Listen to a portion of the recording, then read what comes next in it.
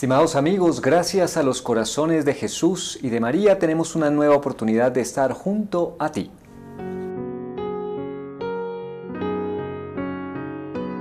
La frase mariana del día.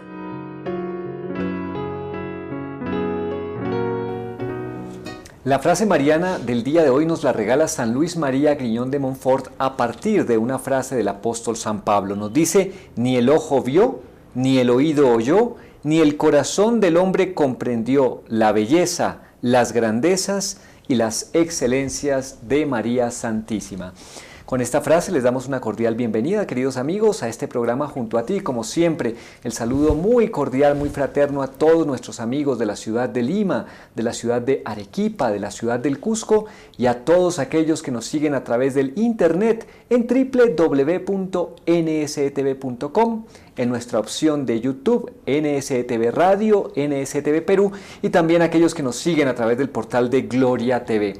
Hoy les estamos acompañando en la parte técnica Juan Carlos Uzcamaita y en este espacio de trabajo Paola Hidalgo y un servidor Henry Moreno. Paolita, un cordial saludo. Bueno, un cordial saludo a ti, Henry. Encantada de estar aquí en el martes dedicado a los jóvenes. Así es, y tenemos hoy, queridos amigos, un programa que está dedicado a los jóvenes. Y no solamente a los jóvenes que se proyectan como familia, sino para los jóvenes en general. Como ustedes saben, se va a conmemorar o se está conmemorando este año los 50 años de esta encíclica del Beato Pablo VI, Humane Vitae, una preciosa encíclica que todos los católicos deberíamos conocer y que en este año se ha propuesto como una relectura de esa encíclica, pero una relectura no para cambiar las cosas y las verdades que hay allí, porque eso no tiene ningún sentido. Están dichas, está basada en la doctrina que está en las Sagradas Escrituras por parte de nuestro Señor, pero sí para profundizar y actualizar de acuerdo a las cosas que estamos viviendo hoy, sobre todo con el ataque a la familia. Y por eso vamos a tocar un artículo muy interesante que hemos encontrado en un portal católico y nos vamos a remitir también a un libro muy interesante, pero todo esto lo vamos a ver después de la pausa, y la pausa es esa primera sección del día, el santo del día. Vemos pues esta sección y enseguida retornamos junto a ti.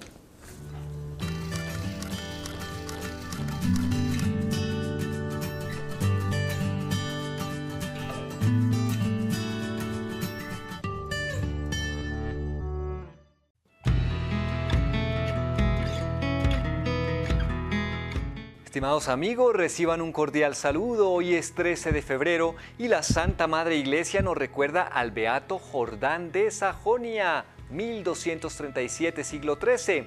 Fue el sucesor de Santo Domingo de Guzmán y el gran propagador de la comunidad de padres dominicos.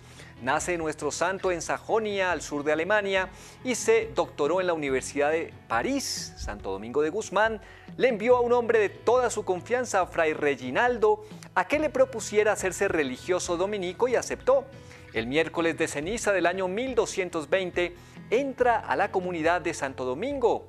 El caso de Jordán de Sajonia es uno de los más impresionantes de la historia. Un hombre que entra a una comunidad y a los 3 años solamente de estar de religioso, reemplaza al santo fundador y llega a ser superior general de toda la comunidad. Jordán sobresalía por su gran elocuencia y por la eficacia maravillosa de su palabra para conmover los corazones de los creyentes. Dicen que Jordán de Sajonia es el patrono de los capellanes de las universidades, porque este santo sacerdote recibió de Dios unas cualidades admirables para lograr ejercer influencia entre los universitarios. Por 9 años había estudiado en la más famosa universidad de la Sorbona en París, y allí aprendió muchas técnicas para lograr influir en favor de los estudiantes. Uno de los antiguos biógrafos, compañero suyo, dice: las casas religiosas donde habitaba el padre Jordán parecían colmenas por los muchos jóvenes que entraban a hacerse religiosos y por los muchos que de allí salían para ser superiores de otras casas religiosas. Tenía él una gran austeridad en el dominio de su lengua, de sus ojos, en la gula. Era algo impresionante, pero que sobre todo llamaba la atención el modo heroico como dominaba su ira para no ofender a nadie ni amargar la vida a ninguno. Con los pequeños sabía hacerse pequeño y con los débiles era extraordinariamente compasivo. Él tenía, por cierto, lo que más tarde afirmara y repetiría San Francisco de Sales, que más moscas se logran cazar con una cuchara de dulce de miel que con un barril amarga de hiel. Sus contemporáneos alababan mucho las dotes de buen amigo que poseía el padre Jordán, comprensivo, lleno de caridad, con deseos continuos de amoldarse a los demás para poder hacerles el mayor bien. Una noche, por ejemplo, estaba rezando los salmos con un grupo de jóvenes recién llegados a su comunidad y de pronto a uno de ellos le vino una risa nerviosa y no fue capaz de controlarla. Enseguida, los demás compañeros se contagiaron también y empezaron a reír todos y no se pudo seguir el rezo. Uno de los superiores quiso regañarlos, pero el padre Jordán les dijo: mis buenos jóvenes, tenemos que reírnos alegremente porque hemos logrado salirnos de la esclavitud, del pecado y de los vicios en que nos tenía presos el mundo. Y ahora hemos llegado a ser el grupo de los preferidos de Dios. Riámonos pues alegremente. Y él personalmente participó de aquella alegría juvenil. Alguien, por ejemplo, le preguntó si un Padre Nuestro rezado por un ignorante valía menos que uno rezado por un gran doctor de la teología. Y él respondió: un diamante vale lo mismo si está en manos de un sabio que si está en manos de un analfabeta. Y otro algún día le preguntó: ¿qué es más necesario para la vida del alma, rezar o meditar? Y le dijo: eso es como preguntar qué es más necesario para la vida del cuerpo, si comer o beber. Ambas cosas son sumamente necesarias. El padre Jordán, aprovechando que Dios le había concedido tal eficacia de la palabra, que donde quiera que predicaba o hablaba la gente conseguía vocaciones, fue recorriendo ciudades y países predicando y consiguiendo que muchísimos jóvenes entraran de religiosos. El Señor le concedió la inmensa alegría de que el fundador de la comunidad, Domingo de Guzmán, fuera declarado santo por el sumo pontífice en el año de 1234. Con esta bella noticia, ya Jordán podía irse al cielo tranquilo y dispuso viajar a Jerusalén para visitar los santos lugares donde vivió y murió nuestro Señor Jesucristo y para visitar a los padres dominicos que trabajaban en esas tierras. Pero en el viaje de regreso, el barco que lo transportaba fue lanzado por una violenta tempestad a las costas de Siria, frente a la ciudad de Tolemaida, y Fray Jordán y los demás pasajeros murieron ahogados. Era el 13 de febrero del año 1237. Las olas llevaron a las orillas del mar el cadáver del padre Jordán y sus religiosos lo sepultaron con toda solemnidad. Después las gentes empezaron a conseguir milagros por su intercesión y el Papa León XII lo declaró beato. Muy bien, queridos amigos, nuestro santo para el día de hoy.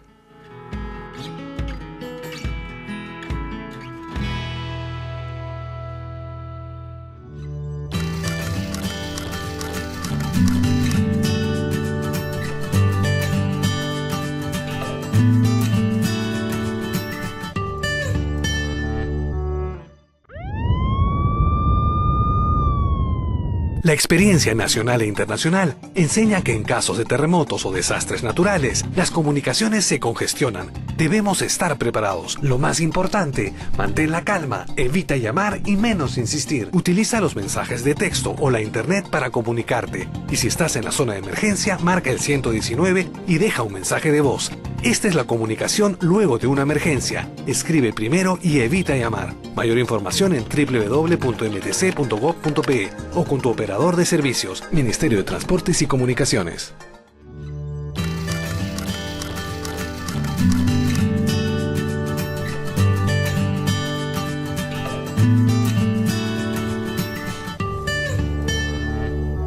Muy bien, queridos amigos, ya estamos de vuelta junto a ti. Nos metemos de lleno para profundizar en este importante asunto de la Humanae Vitae. El artículo dice: ¿por qué nadie me enseñó esto? Y es una pregunta que ustedes se van a dar cuenta, especialmente los jóvenes y los jóvenes que se están preparando para el matrimonio o las jóvenes parejas que ya tienen un matrimonio. También podrían llegar a hacerse esta pregunta: ¿por qué nadie me enseñó esto? Esto es una pregunta clave en una carta del obispo Aquila sobre la Humanae Vitae. La encíclica Humanae Vitae profetizó que con el ataque al fin procreativo del acto conyugal resultaría también dañado el fin unitivo. Sin aquel, este no es completo. En el año 2002, a los 51 años, Samuel Aquila fue nombrado obispo de Fargo. Una de sus primeras decisiones fue integrar un curso de planificación familiar natural dentro de la preparación de las parejas para el matrimonio. Cuando en el año 2012 llegó a su actual sede, la diócesis de Denver, en Colorado, hizo lo mismo. En el contexto de aceptación generalizada de los métodos anticonceptivos que caracteriza la cultura moderna y de la que se han empapado también la mayor parte de los católicos, la decisión no fue bien recibida por todos e incluso hubo quien se negó. Y dice el obispo, sin embargo, recibí una carta de una joven que me convenció del acierto de exigir este curso. Me habría salvado de muchos disgustos. Escuchen la carta. Esta carta decía así: le escribo para darle las gracias y plantearle una cuestión. No le conozco a usted. Cuando me dijeron que tendría que hacer un curso completo sobre planificación familiar natural durante un periodo de 3 o 4 meses para nuestra preparación matrimonial, no me sentó nada bien. Sin embargo, después del curso, que incluía la teología del cuerpo, me sentía feliz. La pregunta que quería hacerle, señor obispo, es: ¿por qué no recibí esta valiosa enseñanza en el instituto, que me habría salvado de muchos disgustos y mucha confusión en mis años de universidad? He compartido estas enseñanzas con mi hermana menor, que está ahora en el instituto, para que no cometa los mismos errores que yo. Es la carta de una joven, Paola. Planificación familiar natural. Eso inmediatamente suena como... No, igual que es eso. Era prehistórica. ¿Eso a qué suena? Luego no están ahí los anticonceptivos. Es más, él cita aquí que en una encuesta que hubo en el año 2014 a 12,000 católicos en 12 países distintos que realizó un canal comercial muy prestigioso en México, decía que una recepción, una aprobación casi abrumadora en el ambiente católico de los anticonceptivos. Pero incluso dice el obispo, a pesar del sesgo que puede haber en este tipo de encuestas, en todo caso en la opinión común a veces se escucha mucho eso, que inclusive nosotros, los mismos católicos, pensamos que los anticonceptivos están bien, porque se trata un poco como de espaciar la llegada de los hijos, etcétera. Fíjate un poco la confusión. Espaciar o no tenerlos. O no tenerlos. Definitivamente. Entonces, ella dijo, pero esto es lo que a mí me enseñaron. ¿Cuánta confusión no hubiera tenido que pasar si me hubieran hablado de la Humane Vitae, que en julio está conmemorando los 50 años y que habla de la verdad de la vida? Bueno, pues este es un tema precioso y de verdad compartirlo con los jóvenes cuando hablamos de lo que es esa alianza hermosa que debe existir entre el hombre y la mujer, obviamente en el marco matrimonial, sobre todo no solo la alianza que digamos se sella en el día del matrimonio, sino esa vida conyugal que empieza a existir entre el hombre y la mujer, pues desde allí, ¿no? Entonces, cuando nombramos el tema de los anticonceptivos, son buenos, son malos, sirven, no sirven, realmente hay que ir a las raíces y decirles a los jóvenes por qué los anticonceptivos, la Humane Vitae, o mejor dicho, por qué Pablo VI los condena, porque dice que no son para nada buenos y no lo son. Entonces, pues también para complementar un poco, Espérame, antes de que tú hagas la introducción de esa sorpresa que nos tienes, yo te voy a hacer como la entrada, la antesala. Bueno, hazme la antesala y sigue que con la el hace tema. el mismo obispo. Ejemplos concretos de los beneficios de esta carta encíclica Humane Vitae que les invitamos a todos para que este año la lean. Se trata de Kimberly, la esposa de Scott Hahn. Ambos narraron su conversión en el bestseller que trae hoy Paola, 22 ediciones solo en español, que se llama Roma Dulce Hogar. Lo de Kimberly está directamente ligado a la Humane Vitae. No era católica, ambos practicaban la anticoncepción. Se sabe que en el ambiente protestante se practica mucho la anticoncepción. Sí. No sabía que la iglesia la rechazaba, así que cuando lo supo, Kimberly quiso estudiar el tema y escogió ese rechazo para una conferencia que debía dar. Los Hahn eran presbiterianos. Cuando descubrieron la verdad sobre el matrimonio y la procreación en la Humane Vitae, fue uno de los temas fundamentales para su conversión al catolicismo. Leyendo la encíclica, llegó a una espléndida comprensión de las cosas, que nuestro matrimonio podría reflejar mejor la verdad y el amor, porque en el corazón del plan de Dios para el amor matrimonial se encuentra un abrazo conyugal libre de artificios y de planes egoístas, en imitación de la donación absoluta de Dios. Y dice finalmente, que la verdad sobre el matrimonio solo la mantuviese la Iglesia Católica, les condujo a la conversión total. Y ella leyó la Humanae Vitae. Ese fue su punto fundamental, porque ella decía, pero nosotros en nuestro ambiente protestante, presbiteriano, utilizamos los anticonceptivos como la cosa más corriente. Ya, pues para allá iba. Ahora sí, pues hagamos la antesala. Este libro se llama Roma Dulce Hogar. También se le aconseja a todos.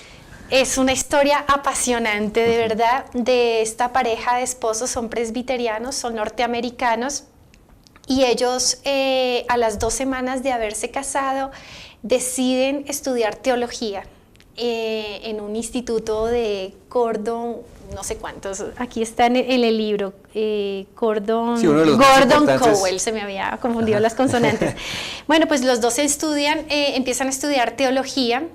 Creo que Scott se va por la rama de teología divina, elige algo así, pero Kimberly, que es la esposa, eligió la rama de la anticoncepción, y parece que esta era una rama que nadie elegía. ¿Por qué? Porque ya daba por hecho, estoy hablando de un instituto protestante, ellos eran presbiterianos, entonces dan por hecho que nuestra fe pues nos aprueba usar anticonceptivos, pero ella se había metido con movimientos pro vida, y como estaba en este tema de pro vida, pues eligió estudiar todo el tema de la anticoncepción.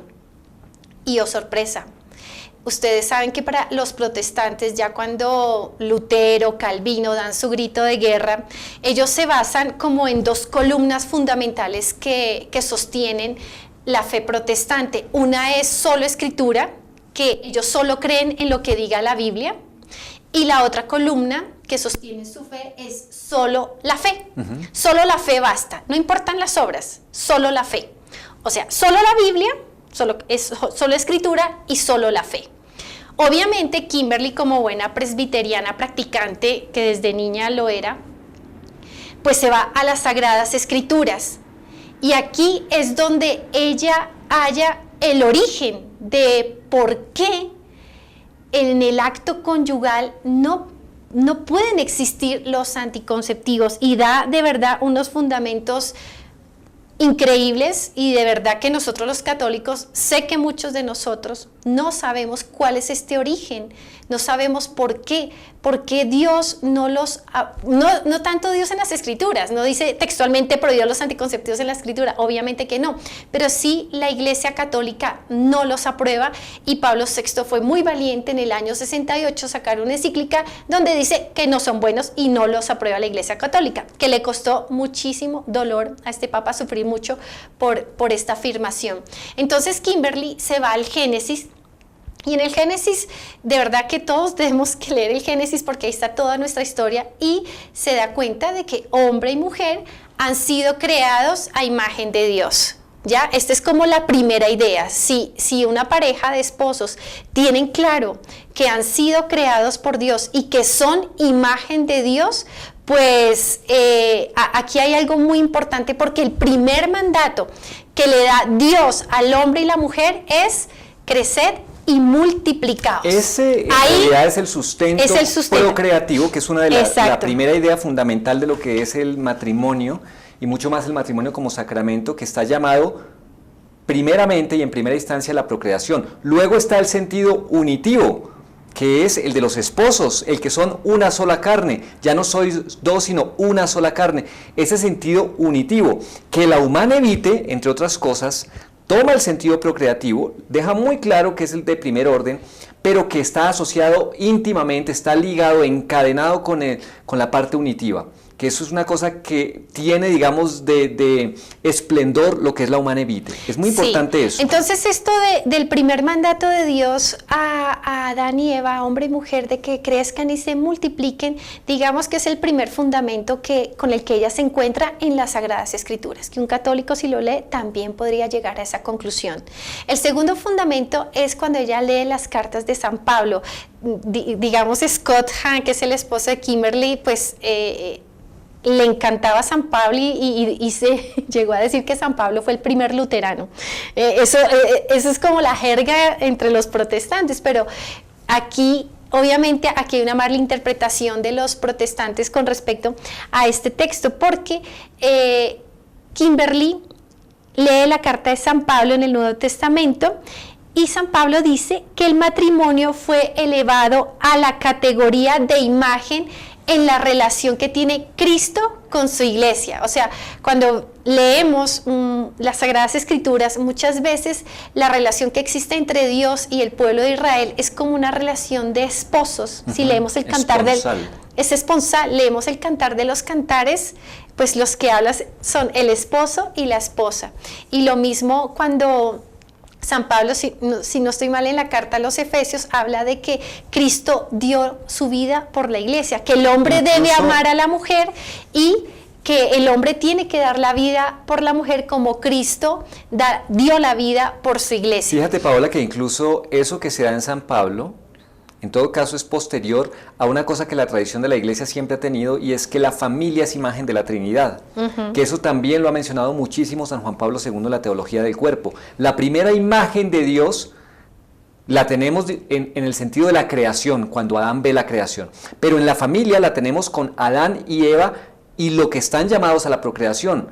Padre, Madre e hijos, imagen de la Santísima Trinidad, que es Padre, Hijo y Espíritu Santo.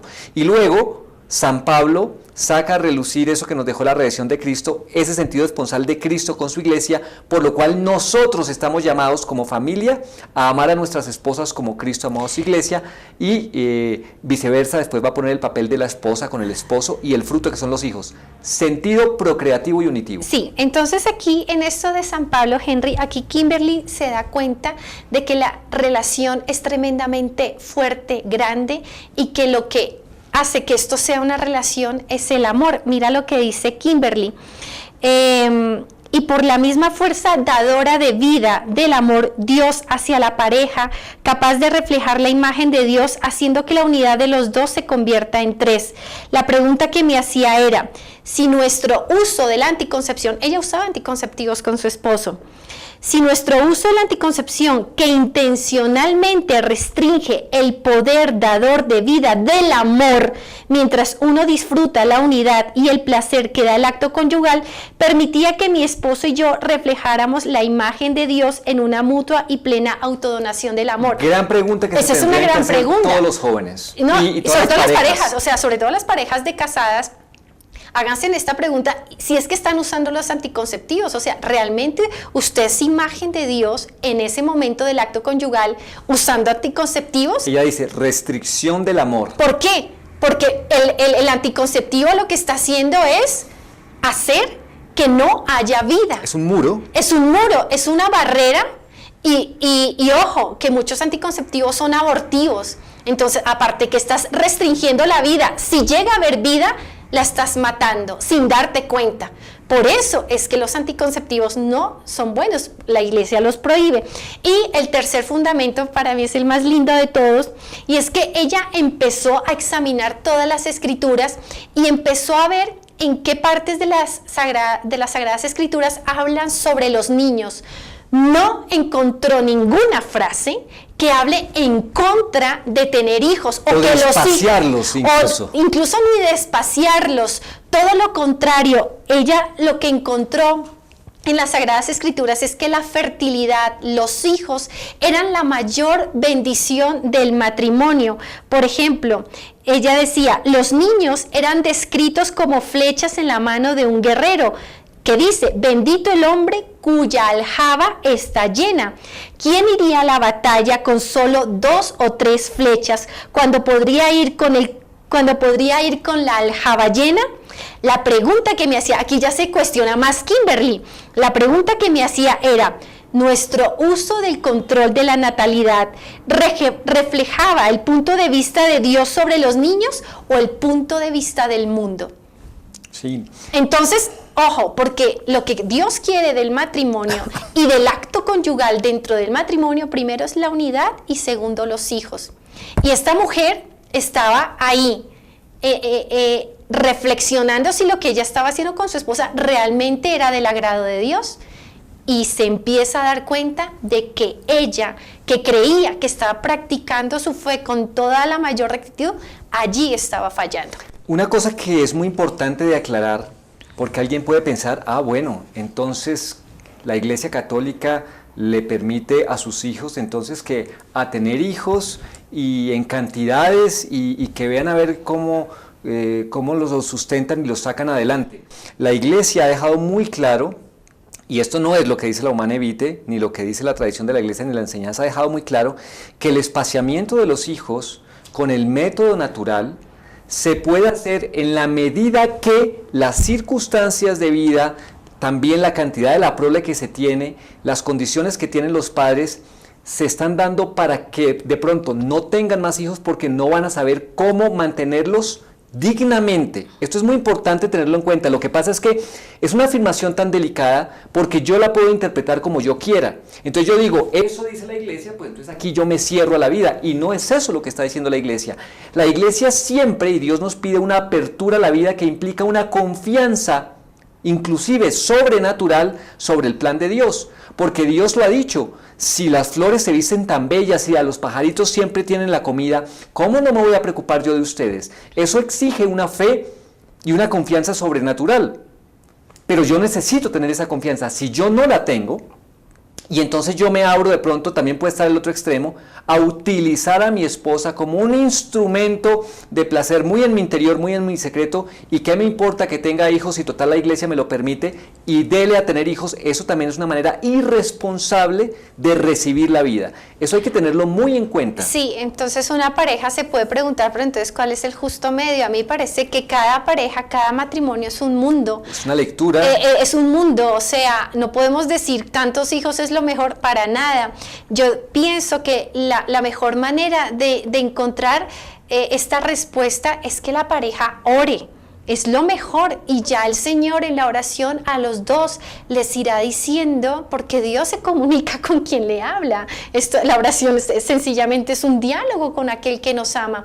Ya Dios irá diciendo al corazón del hombre y de la mujer, del esposo y de la esposa, pues cuántos hijos, el número de hijos, qué sé yo, ¿no? Pero eso realmente uno lo llega a concretar es en la oración. Y no en lo que me dice el mundo, claro, en los medios de comunicación, que me va metiendo una cantidad de miedos totalmente, de verdad, sin fundamento, solamente porque los medios de comunicación lo dicen. Y también hay que tener en cuenta lo que más adelante va a decir Kimberly, Paola, y es que yo puedo hacer una lectura sesgada de eso y convertir el método natural también en un anticonceptivo, cuando yo me cierro a la vida y lo utilizo como un cerrar.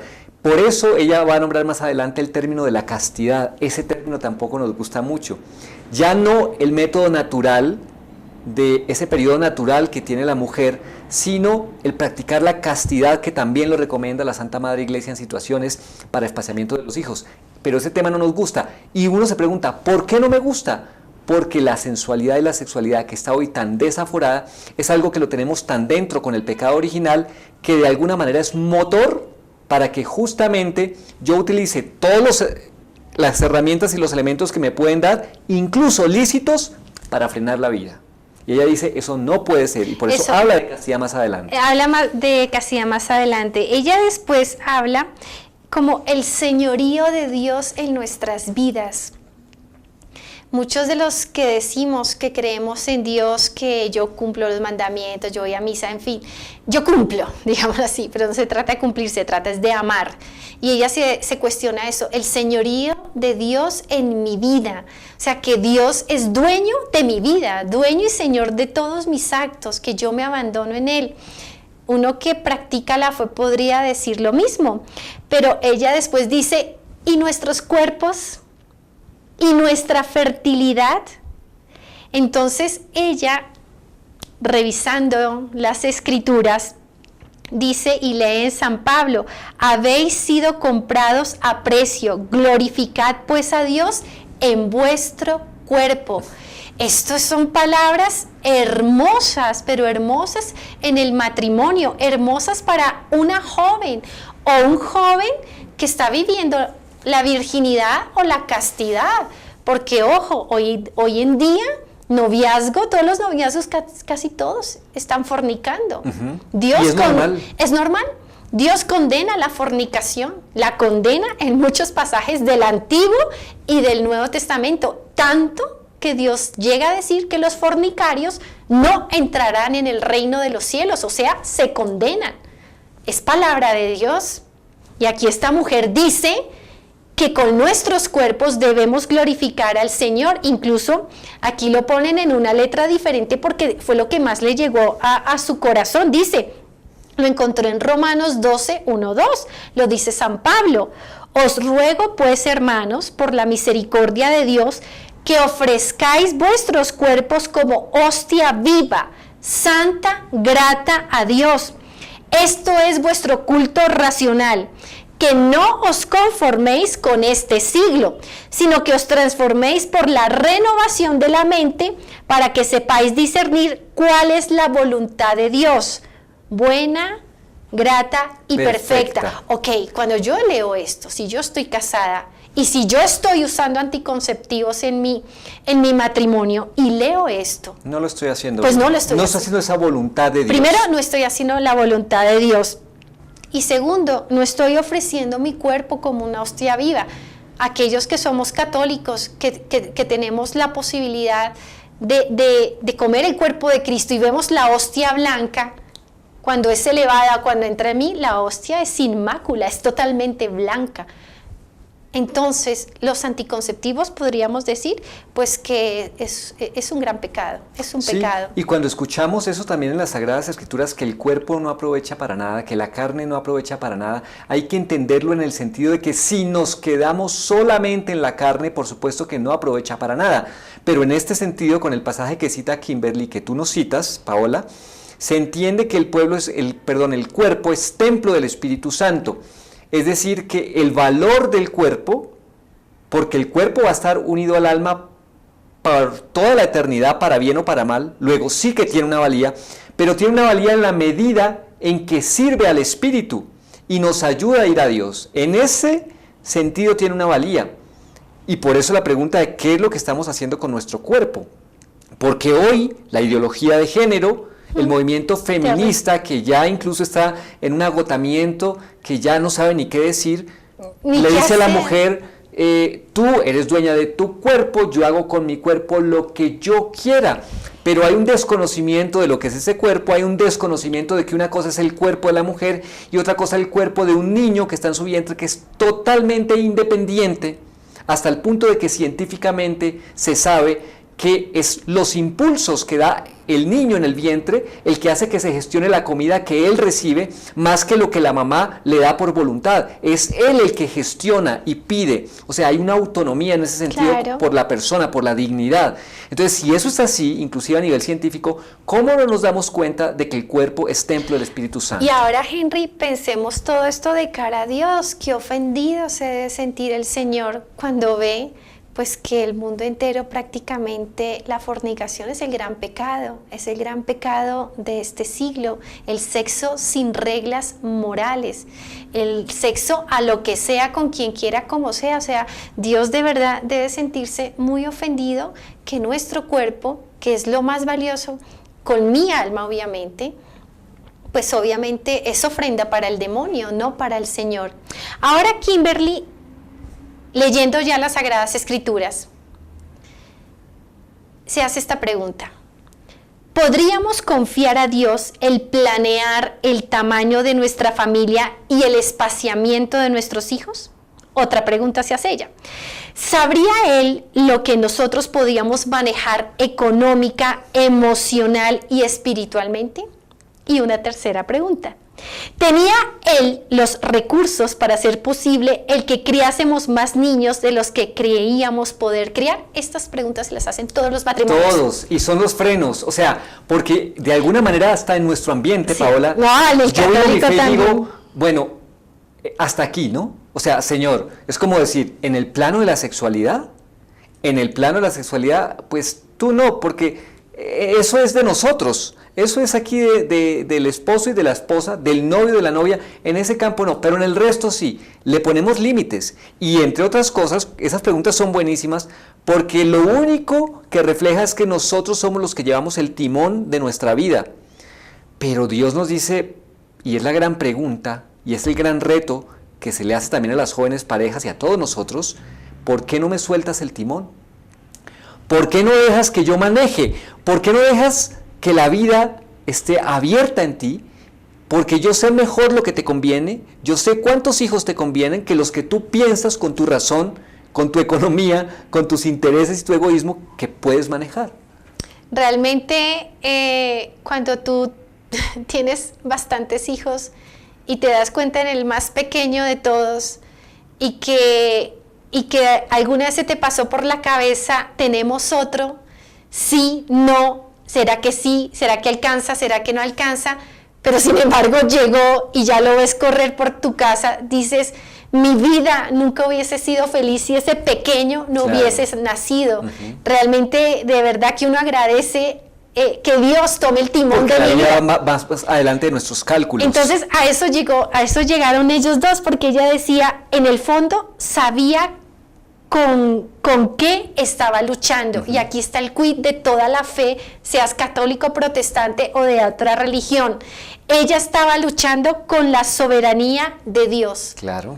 La soberanía de Dios, porque yo puedo decir, Dios mío, yo te entrego mis hijos, mi carro, mi casa. Y te amo mucho y te quiero mucho. Pero no te metas en mi vida conyugal, perdóname. Ahí no te metas, Dios, porque eso es entre mi esposo y yo. Ahí, gracias. Hay puntos donde tú no entras. Sí, tú quédate en la puerta y entre él y yo aquí hacemos esto. No, realmente la soberanía de Dios es total y tiene que llegar a lo más íntimo de tu vida. Hasta allá tiene que llegar la soberanía de Dios, porque finalmente nos vamos a morir y Dios nos va a pedir cuentas.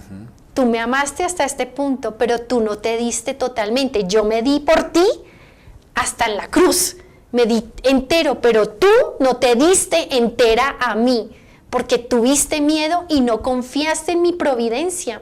Y esto es muy lindo de lo que tenemos nosotros en la fe católica, la providencia de Dios. Lo que tú acabas de decir, las flores, los pájaros no piensan cómo se van a vestir ni qué van a comer, ¿sí? Pero por eso, porque confiamos y sabemos que la alianza que tenemos con Dios es una alianza familiar, que Él es nuestro Padre. Vas a seguir, pero uno se puede preguntar aquí, ¿qué vamos a hacer con esta verdad? Puede que estemos escuchando esto y estemos escuchando una verdad que es la que nos da la Iglesia, que nos da Jesús, que nos da nuestro Dios. ¿Qué vamos a hacer con esa verdad? Porque ahí está el asunto, ¿no? Yo puedo estar en este momento entendiendo que tengo un compromiso y puedo estar reaccionando y diciendo, tal vez estoy haciendo mal las cosas, pero ¿qué es lo que voy a hacer? ¿Qué fue lo que hizo Kimberly? Ella, que era protestante, y que tal vez le hubiera podido resultar fácil decir, bueno, eso es una perspectiva católica. Ahora, para allá iba Henry. ¿Por qué este obispo dice que Kimberly, cuando llegó al estudio de la anticoncepción siendo presbiteriana, por qué fue uno de los temas más importantes para la conversión de esta familia al catolicismo? Pues imagínate que en su universidad protestante le llegó un libro católico de John Keepley. John Keepley escribe un libro llamado El control de la natalidad y la alianza matrimonial. El tema de la alianza era el tema favorito de Scott cuando estudiaba teología divina. La alianza que tuvo Dios con Adán y Eva, la alianza que tuvo Dios con Noé, la alianza que tuvo con Abraham, con Moisés, después con David y la última gran alianza universal y católica, la de Jesucristo. Cuando lee el tema de ese libro, Alianza Matrimonial, pues claro, enganchó. Ahí Scott dijo, a ver el librito. Lo primero que vio fue el título, quién lo escribió y la editorial. Y se dio cuenta, dijo, católicos. Y él decía que el uso de la anticoncepción, John Keepley dice que el uso de la anticoncepción en el matrimonio es inmoral. Y da un ejemplo que es el que quiero leerles, da esta comparación, dice, tal como en la antigua Roma, en la decadente Roma, cuando la gente se daba un festín y luego se disculpaban para ir a vomitar la comida que habían consumido y evitar así las consecuencias de sus actos. Qué fuerte, ¿eh? Sí, también era este el caso de los matrimonios que se daban a un festín en el acto conyugal, solo para luego frustrar el poder dador de vida del acto perdón, lo voy a volver a leer. Sí. Para frustrar el poder dador de vida del acto de renovación de su alianza. Ajá. Ambas acciones son contrarias a la ley natural y al pacto marital. Y déjame sintetizarlo, es tan sencillo como esto. Así como en Roma comían los festines, iban a vomitar para poder seguir comiendo, eso hacemos en la relación sexual cuando utilizamos anticonceptivos. Lo mismo. Lo hago para volver a sentir ese placer que se queda solo en lo carnal, poniendo un obstáculo barrera. totalmente a la vida. O sea, no hay una nutrición, no hay un fruto, no hay vida. Es lo que hacemos. Y por eso digo que es una imagen bastante fuerte. Es porque fuerte. de alguna manera es como, fíjense lo que utiliza, como un vómito, como un expulsar Finalmente ya el voy. acto procreativo y unitivo de la vida. Hasta yo podría pensar, es que me quedo con lo unitivo porque me quedo con mi pareja, pero es que No. lo unitivo solo no vale, y podríamos decir, yo no puedo hablar de lo unitivo si no está lo procreativo. De alguna manera, John Kipley dice, Henry, que cada vez que el hombre y la mujer realizan el acto conyugal, se está realizando también la alianza conyugal. Ese encuentro en el amor de la pareja, realmente hay una verdadera alianza que debe tener un fruto. Claro. Que son los hijos, que esto no podemos poner la barrera de los anticonceptivos. Dice, está trastornando la renovación de su propia alianza matrimonial, convirtiendo en una mentira su compromiso de entregarse totalmente el uno al otro. O sea, que el esposo que le exige a su mujer que se ligue las trompas, que se ponga una inyección, que se meta un óvulo anticonceptivo, ese hombre de alguna manera no le importa a su mujer. O el varón que también se esteriliza, porque O también, el varón la mujer que permite que su esposo se esterilice. Es que esterilizarse es mutilarse prácticamente, o la que se liga las trompas es una mutilación. ¿Hasta dónde hemos llegado? ¿Realmente se aman? ¿Esta pareja le importa a ella, a su esposo, o a su esposo le importa a su esposa? No les importa, les importa un placer que con el paso de los años no es lo más importante en el matrimonio. Yo creo que es importante, ya estamos en los minuticos finales, pero es importante... Quiero ir a tener lo una manevite, por perspectiva. lo que ella dice lo manevite. Solo de un segundito, Paulita, en este sentido, que quede claro que no es una condena a las personas, sino una condena al pecado. Porque es posible que muchas personas No lo hayan sepan. llegado a esto por desconocimiento, como también es posible que muchas personas hayan llegado a esto sabiéndolo, pero siempre hay una manera de poder enmendar las cosas. Eso hay que tenerlo muy claro, pero lo que sí se condena es el hecho del pecado. Esto es muy importante tenerlo en cuenta. Ahora sí. Ahora ya voy a lo que decía el obispo sobre Kimberly cuando leyó la Humane Vitae, que está en este libro. Dice ella, leyendo Humane Vitae, llegué a apreciar el equilibrio de la Iglesia en lo que respecta a la anticoncepción.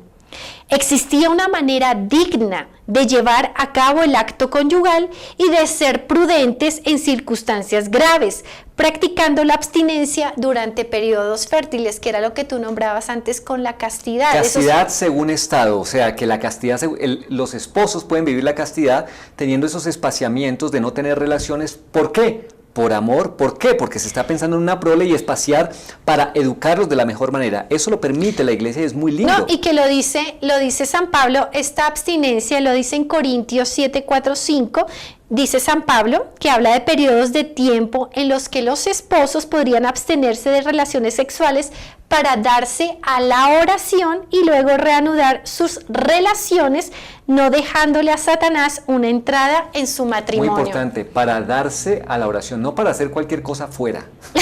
Obvio, ¿no? Exacto, es para darse a la oración.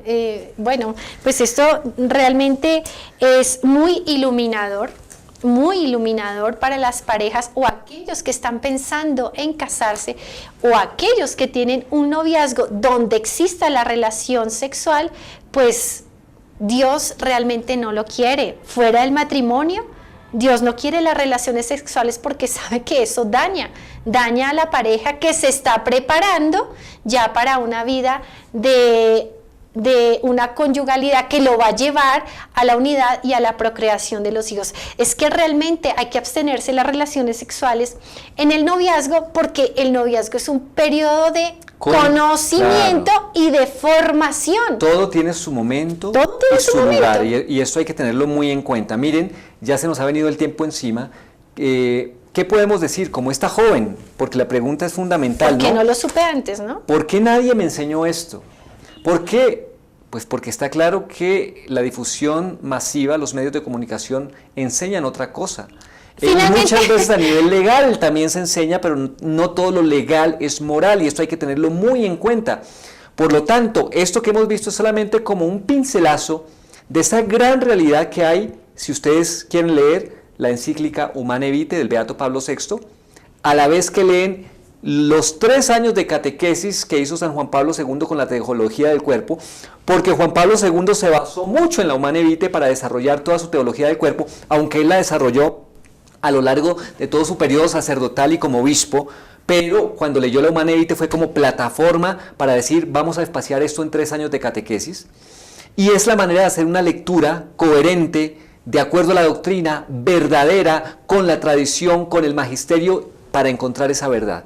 No se trata de una lectura de yo interpretar lo que yo quiera. No, y finalmente, Henry, los medios de comunicación trabajan para el demonio, los que de verdad transmiten esta cantidad de errores en películas, en programas, etcétera.